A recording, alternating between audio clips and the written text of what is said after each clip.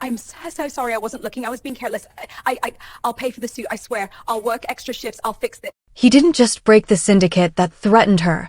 He dismantled their existence, brick by brick, breath by breath. The morning news reports sanitized the violence, calling it a gang war, a sudden, inexplicable power vacuum in the district. But standing by the floor-to-ceiling window of the penthouse, watching the gray smoke curl lazily over the Han River, Amanda knew the truth. She knew the cost of the silence that now blanketed the city.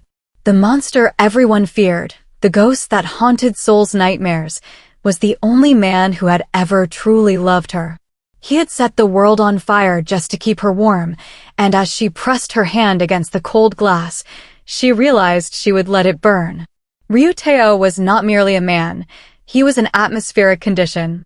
In the glittering, neon-soaked underworld of Seoul, he was the silence that swallowed the light. He was the sudden drop in temperature when a predator entered a crowded room. At 32, he had not just built an empire, he had woven himself into the very concrete and steel of the city.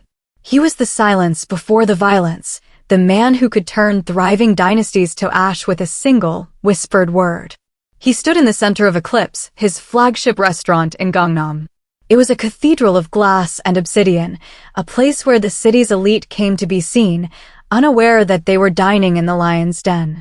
Tae-oh owned this place, but he was a ghost here, rarely visiting, letting the machinery of his legitimate wealth run on autopilot.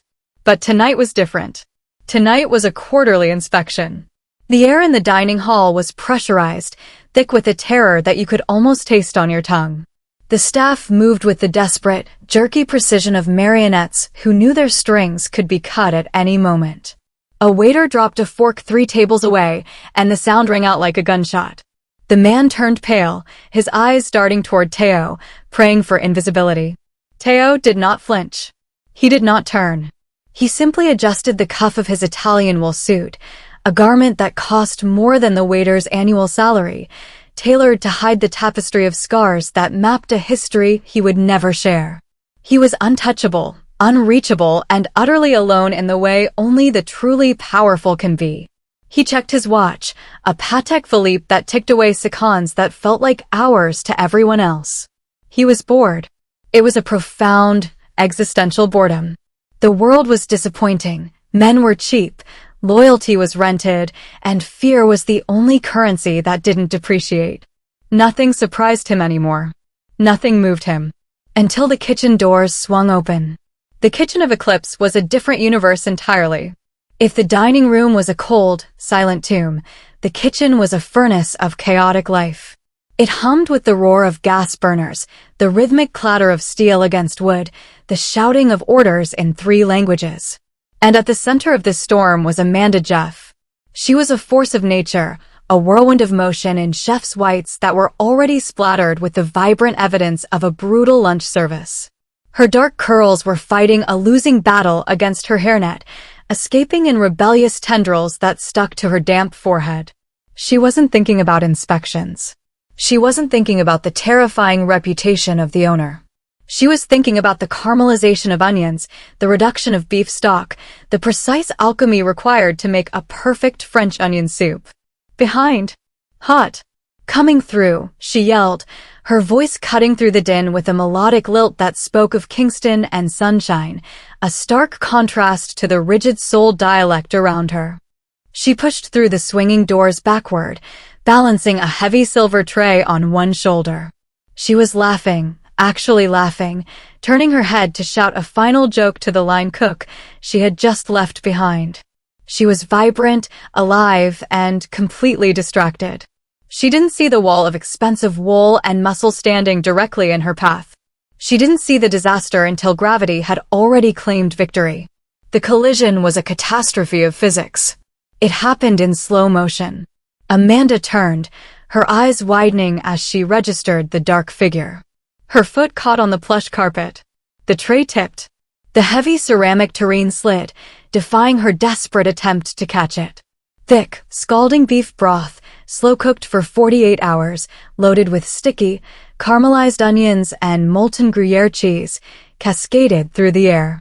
It hit Ryu Tae-oh with the force of a tidal wave. It splashed against his chest, soaking instantly into the fabric of his $10,000 suit. It dripped down his front, staining the pristine white shirt beneath a translucent brown. The sound of the bowl shattering on the marble floor was deafening. The entire restaurant plummeted into a suffocating silence. It was as if someone had sucked all the oxygen out of the room. The piano player stopped mid-chord, his fingers hovering over the keys. Diners froze with forks halfway to their mouths. The security guards, men trained to react to assassination attempts and knife attacks, surged forward, their hands diving inside their jackets for weapons that shouldn't exist in a five-star establishment. But Tae-oh didn't move. He didn't shout. He didn't recoil. He simply raised one broth-soaked hand, a single finger extended. The guards froze instantly, like statues. Slowly, terrifyingly, Ryu Tae-oh looked down. He inspected the ruin of his jacket. He watched a slice of onion slide slowly down his lapel. He felt the heat of the broth seeping against his skin, burning, but his face remained a mask of glacial indifference. Then he lifted his gaze. He looked at the architect of this disaster. Amanda stood paralyzed.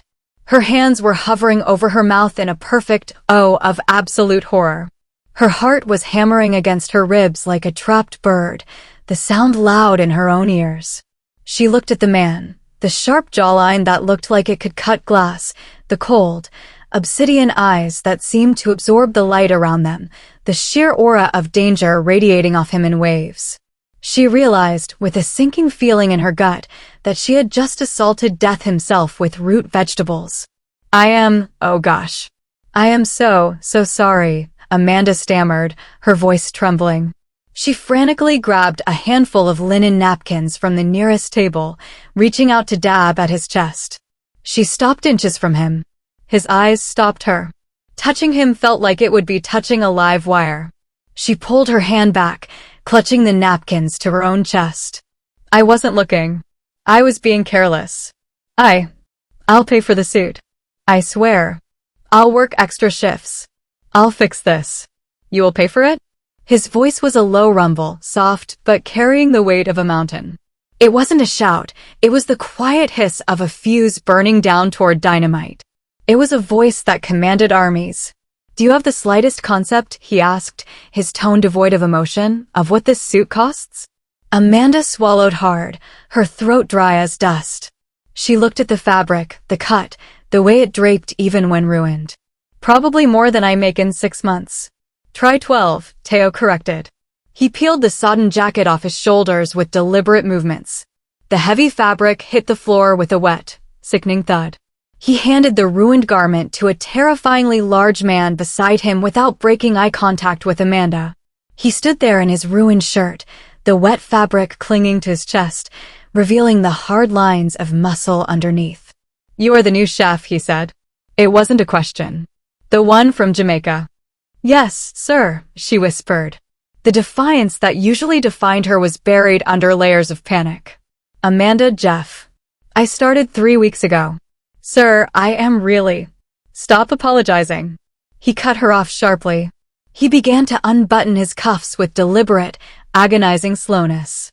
He rolled up his sleeves, one by one, revealing forearms corded with muscle and inked with dark, intricate tattoos that vanished under the fabric, dragons and smoke, the markings of a world she didn't understand. The sight of the ink sent a ripple of unease through the onlookers, but Amanda couldn't look away. Apologizing implies you intend to be more careful next time, he said, stepping closer. He invaded her personal space, towering over her. She could smell him now, sandalwood, rain, and the faint metallic scent of danger, mixed with the aroma of the soup. Will there be a next time, Amanda Jeff from Jamaica? Something in Amanda's chest tightened. It was fear, yes. But beneath the fear, deep in her marrow, there was a spark. It was the Jamaican iron her grandmother had raised her with. The refusal to be small. She straightened her spine, lifting her chin to meet his gaze. Not if I can help it, sir. The corner of Tae-oh's mouth twitched. It was a microscopic shift, almost invisible, but it was there. A reaction. Good, he said softly. Because next time, I won't be so understanding. He turned on his heel, dismissing her, dismissing the scene, ready to walk away. The staff let out a collective breath they didn't know they were holding. But then he paused. He didn't turn back, but his voice carried clearly over his shoulder. Your jerk chicken needs more Scotch bonnet. And the rice lacks pimento. If you are going to cook the food of your people in my restaurant, do it with respect. He walked out, his entourage swallowing him up, leaving Amanda standing in a puddle of broth, heart racing, utterly confused as to whether she had just been threatened with execution or given a culinary masterclass. Before we continue with this story of fire and flavor, welcome back, besties. This is Afro-Korean Soul Tales, the home where danger, obsession, and forbidden love collide. I want to hear your voice. Please continue to share your thoughts on what kind of romance you want to see next.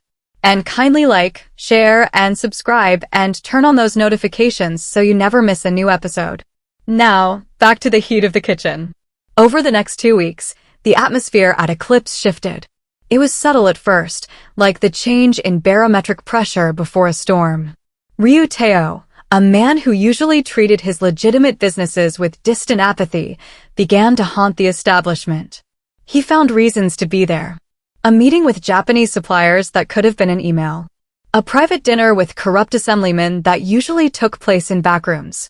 A sudden, inexplicable interest in the inventory spreadsheets. But every visit followed the same pattern.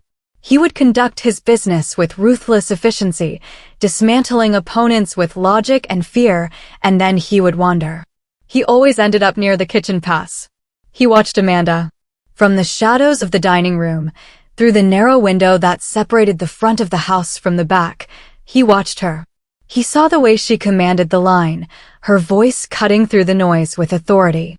He saw the way she moved, fluid, confident, passionate. She had taken his criticism to heart. The scent of the jerk chicken now drifted into the dining room, carrying a lethal, authentic kick of spice that made his eyes water in the best way. The rice and peas were rich with coconut and pimento, singing with flavor. She worked with a fierce concentration that reminded him of himself. She was a craftsman. She was a warrior in her own arena. It fascinated him more than it should have. In his world, everyone wore a mask. Everyone wanted something: money, power, protection. But Amanda Jeff, sweating over a hot grill, shouting orders, tasting sauces with her eyes closed in concentration, she was violently real. She was vibrant color in his monochrome world of gray morality. "You are staring," Director Choi, his second-in-command, murmured one evening. They were standing by the bar, nursing whiskeys that cost more than a car. "I am observing my investment," Tae-oh replied, his eyes never leaving the kitchen window where Amanda was laughing at something a sous chef said. Her laugh was big, uninhibited. It annoyed him. It captivated him. "The staff is starting to whisper, boss," Choi warned quietly, swirling as ice. "They notice." "Let them whisper," Tae-oh said, his voice cold. "Whispers are free." "She has a boyfriend," Choi added, dropping the information like a stone into a pond. "Some mid-level marketing executive. Derek. I had him vetted." Tae-oh's expression didn't change. Not a muscle moved in his face. But the glass in his hand made a threatening creaking sound as his grip tightened. The temperature around him seemed to drop 10 degrees. He turned his cold gaze to Choi. "I didn't ask you to investigate her." "You didn't have to," Choi replied with a knowing, cynical smirk. "It's my job to know what distracts you. And she is distracting you." "He is not good enough for her," Tae-oh said, the words tasting bitter on his tongue. "He is careless. I saw his file. Gambling debts. Wandering eyes. Weak chin. Why would a woman like that settle for a man like him? Why do you care?" Choi challenged. Tae-oh didn't answer. He didn't know the answer. Or perhaps he refused to admit it. He turned back to the window, watching Amanda wipe sweat from her brow, and felt a dangerous possessiveness coiling in his gut. The heartbreak arrived on a Thursday, silently, through the glowing screen of a smartphone. Amanda had been with Derek for 8 months. In the timeline of her life, it wasn't an eternity, but it was significant. It was long enough to have moved her life into his apartment, long enough to have unpacked her boxes, but short enough that she still felt like a guest in his life. Derek was charming, successful, and said all the right things about supporting her culinary dreams. But lately, the charm had worn thin. He was distant. His phone was always face down on the table. He worked late on nights when his office was closed. She was on her split shift, sitting on a plastic milk crate in the alley behind the restaurant. The air smelled of garbage and exhaust, but it was fresh compared to the kitchen. She was scrolling through Instagram, trying to decompress before the dinner rush. Then she saw it. The universe, in its cruelty, delivered the truth via a mutual friend's story. It was posted and deleted within minutes, but not fast enough. Amanda's eyes were faster. It was a video from a wine bar in Gangnam. In the background, clear as day, was Derek. He wasn't alone.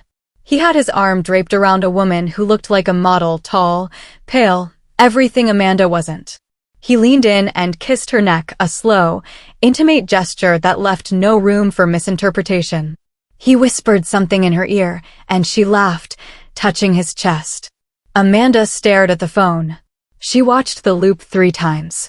She waited for the tears. She waited for the scream. But they didn't come. Instead, she felt something break and reform inside her chest. Not her heart, exactly. That would hurt more. This was simpler. It was the death of an illusion. She realized she wasn't surprised. She was just disappointed. She had been the convenient girlfriend.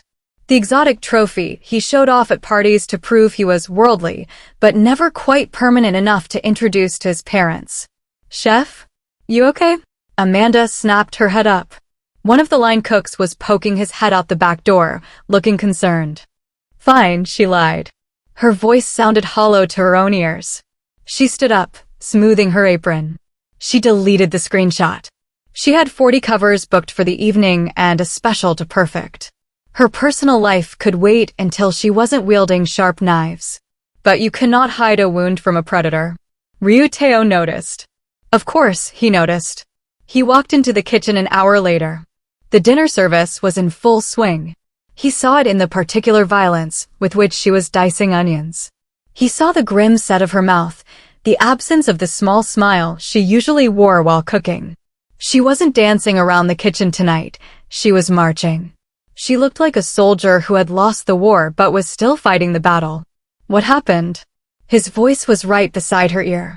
Amanda jumped, the knife clattering against the cutting board. She spun around to find Tae-oh standing impossibly close, his presence encompassing her, blocking out the rest of the room. "Nothing that concerns you, Mr. Ryu," she deflected, turning back to her station, her hands shaking slightly. "Tae-oh," he corrected, as he had a dozen times before. She never used it. "And clearly, something concerns you enough to murder those vegetables. You are chopping with hate, Amanda." Amanda's knife stopped mid-chop. She took a deep breath, the exhaustion and humiliation bubbling up like boiling water. She turned to face him properly.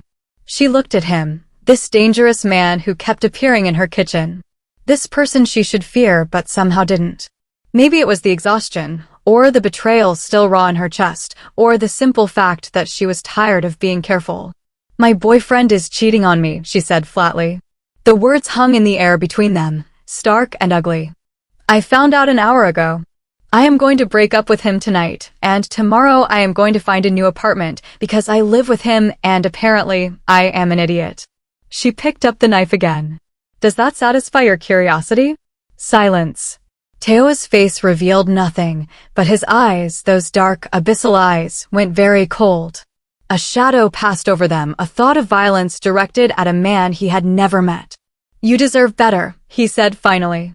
"I know," she whispered, resuming her chopping with slightly less violence. "Doesn't make it easier."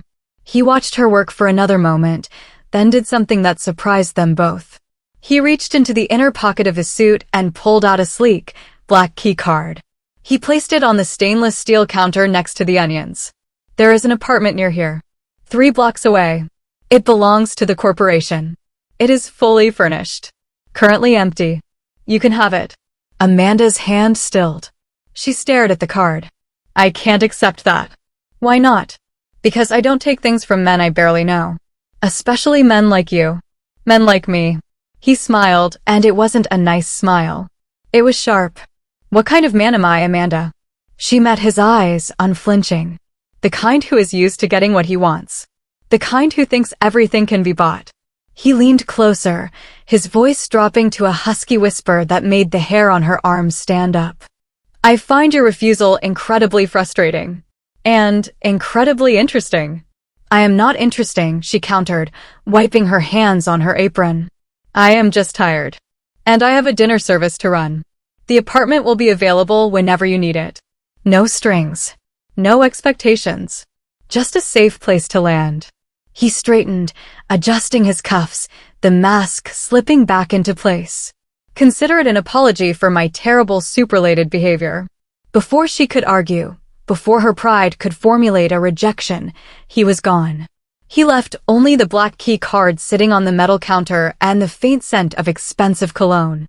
Amanda broke up with Derek that night via a text message. He didn't deserve a conversation. He didn't deserve her tears. He called 16 times. She blocked him. By morning, she had packed her things into 3 suitcases and 2 boxes. Everything she owned fit into a taxi with room to spare. She had meant to find a hostel, maybe crash with one of the other chefs for a few days while she apartment hunted. But she was so tired. She found herself standing outside the address Minjun had written on the back of Eclipse's business card. The building was definitely out of her price range. It was glass and steel, piercing the Seoul sky. The doorman nodded at her as if he had been expecting her. The apartment was on the 15th floor. It was modern, minimalist, with floor-to-ceiling windows overlooking the Han River. It was beautiful. It was terrifying. It was everything she told herself she wouldn't accept. But as she stood in the center of the living room, looking out at the city lights, she let herself have this one moment of weakness. She unlocked the door, set down her suitcases, and exhaled. The flowers arrived the next day. Not roses, nothing so cliché. Bird of paradise. Bright, fierce, sharp, and impossible to ignore. The card read only, for new beginnings. Minjun started appearing at Eclipse daily after that. But the dynamic had shifted. He didn't just watch, he lingered. He found reasons to visit the kitchen, to taste her food, to stand too close while she worked. Amanda told herself she should be frightened. Everything she had heard about him suggested a man who took what he wanted and destroyed what he couldn't have. But he never touched her without permission. He never threatened. He never demanded. He just watched, waited like a predator who had all the time in the world. You're playing with fire, warned Maria, one of the sous chefs who had worked at Eclipse for years. That man is dangerous. He is not like the men you date. I know, Amanda said, plating a sea base with shaking hands. Then why'd he let him come around? Amanda didn't have a good answer. Only that when Tae-oh looked at her, she felt seen in a way she'd never experienced before. Like she was the only person in his carefully controlled world who mattered. It was intoxicating and terrifying in equal measure. 3 weeks after she'd moved into his apartment, Tae-oh invited her to dinner. Not at Eclipse, he said. There is a place in Itaewon. Small. Hidden. Is this a date? Jennifer asked because she'd learned that directness worked with him. Do you want it to be? I don't know what I want. Honest. At least. He smiled, a slight, genuine thing. Then let's call it 2 people sharing a meal. No expectations. But expectations built themselves course by course. The restaurant was a hole in the wall that served the kind of food you couldn't find on any menu, traditional, deep flavors that tasted of history. He asked about her childhood in Kingston, her grandmother who taught her to cook, the scholarship that had brought her to Seoul to study at Le Cordon Bleu. She asked about nothing because everything about him felt like dangerous territory. But he volunteered anyway. Small truths offered like gifts. His mother who died when he was 12. The uncle who'd raised him in the organization. The loneliness of power that no one ever talked about. Why me? Amanda asked over dessert. The question had been building for weeks. You could have anyone. Models. Heiresses. Why are you here with me? I don't want anyone, he said. He reached across the table, his fingers barely brushing hers. The contact sent a jolt of electricity up her arm. I want the woman who looked at me covered in soup and saw just a man, not a monster. I want the chef who refused my gifts and my apartment and everything I could give her until she needed help and was brave enough to accept it. I want you, Amanda Jeff. I have wanted you since that first day. Her breath caught. You don't know me. Then let me. It wasn't a demand. It was the closest thing to begging she'd ever heard from him. And that vulnerability broke something open inside her chest. I'm afraid, she admitted. Of what you are. What people say you do. The world you live in. I'm afraid, too. His thumb traced circles on her palm. Of how much I want this. Of what I would do to keep you. Of the fact that for the first time in my life, I care about something more than survival and power. He lifted her hand to his lips, pressed a kiss to her knuckles. But I'm more afraid of the regret if I let you walk away. Amanda felt the last of her resistance crumble. This is a terrible idea. Probably. His smile was real now, transforming his face into something almost soft. Do it anyway. So she did. Loving Ryu Tae-oh was nothing like she'd expected. He was gentle in ways that contradicted everything she knew about him. Patient with her fears, careful with her heart. He never brought his work home.